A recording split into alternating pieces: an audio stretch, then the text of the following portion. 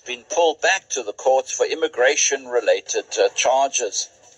The televangelist made headlines following his acquittal on sexual abuse charges, but has seemingly still received support from some groups, while others, like Speak Out South Africa, denounce him. Online from Speak Out South Africa Coalition is the coordinator Daniela Gennrich. Daniela, welcome to Newsbeat. Thank you so much, Shafiq, and greetings to your listeners.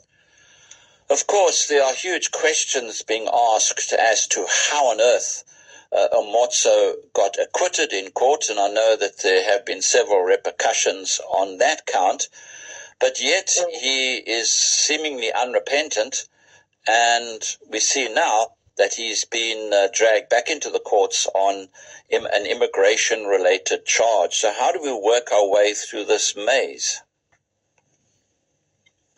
Well, I think it's well known that the judge, in her judgment, made it clear that she was not convinced by the defense's argument, but she had no choice but to pronounce him not guilty. And with, I think it was over 30 charges against him, with multiple witnesses, the idea that has been kind of put forward by people like COSA, the political party called Christians of South Africa, who claim that it's all part of a conspiracy against him and somehow also against God. It would seem a very elaborate conspiracy. But I think there is a sense in which that with the NPA's failure and the prosecution's failure, there were other charges that were already drifting around against him. And so I think there's been extra motivation to actually continue to pursue the man. I don't know if that makes sense.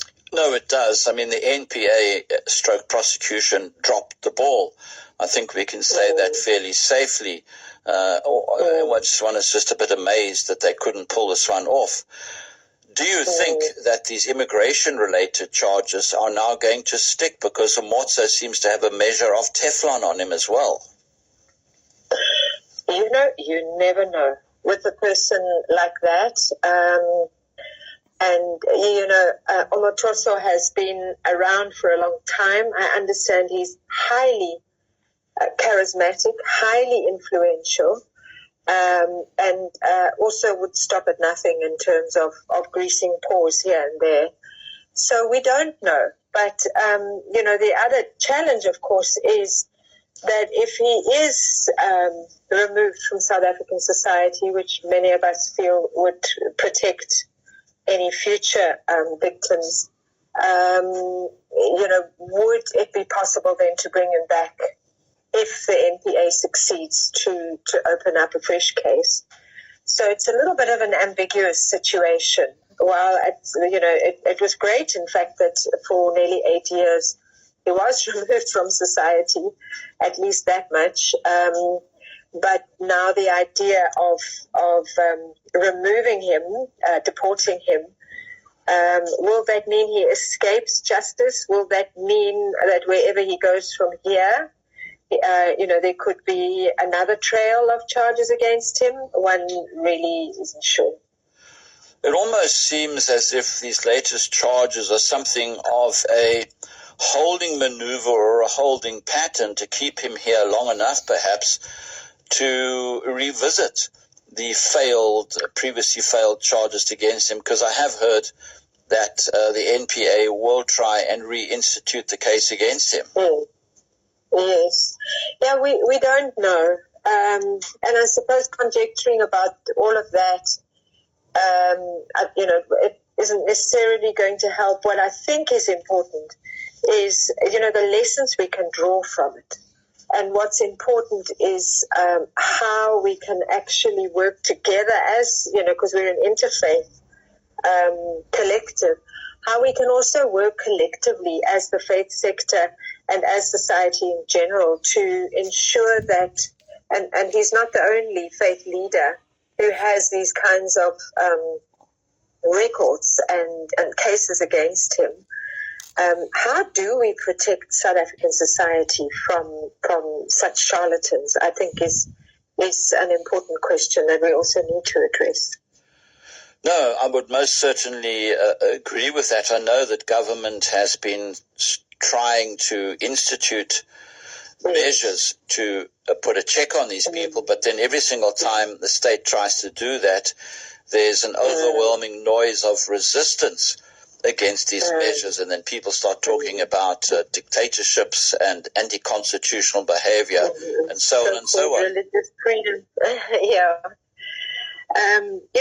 It may be interesting, I've been thinking a lot during this period to think about also, the amount of support this person has, and the people outside the court even yesterday, that had all those, reasons that they gave for continuing to support him. And there's an interesting psychology within the religious sector. Maybe it's not just a psychology, a combination of factors that makes it really, really hard, number one, for people to speak out, and number two, for them easily to be victimized, as has been the case with Cheryl Zondi and others.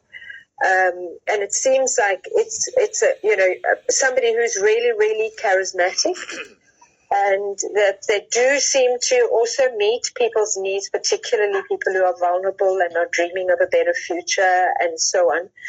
And they somehow have the power, often misusing sacred texts as well, to turn narratives inside out and actually start blaming the victim or somebody else. They often need a common enemy, as we've seen, in terms of the Zionist mobilizing against innocent civilians, defining a mysterious, mythical, common enemy, the so-called terrorists, or the MAGA, the Rebuild America, and, anybody progressive is the enemy, and so on. And we get that in religion as well, and the very strong us and them kind of pull that can take place.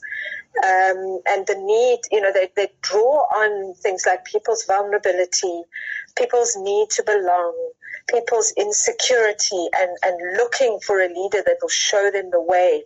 And they relinquish then their own sense of responsibility or direction.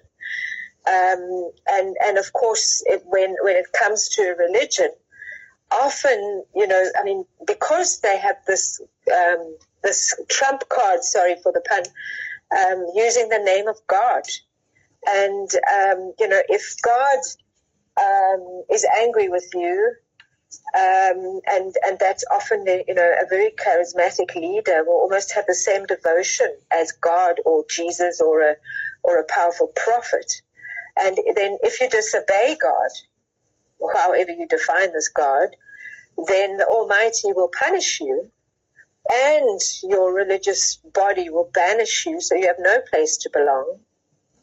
And then you get branded an evil person, and then God will reject you, and you'll, end up in eternal hell. So if you think about that, and we sort of wonder, how are people not seeing what's happening?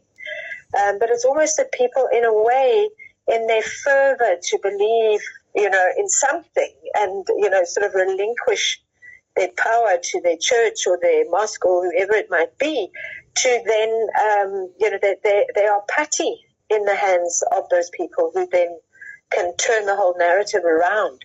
And, what we've seen, also often, needing a common enemy, the way people like the COSA, what's called Christians of South Africa, that small political party, is their common enemy is government, as it is with many conservative Christians, and the common enemy is also the women who have spoken out, and they become vilified. And then it also sends the message, don't you dare speak up, regardless of whatever has happened to you, because you're going to end up like the Cheryl Zondis and other women who dared to speak out.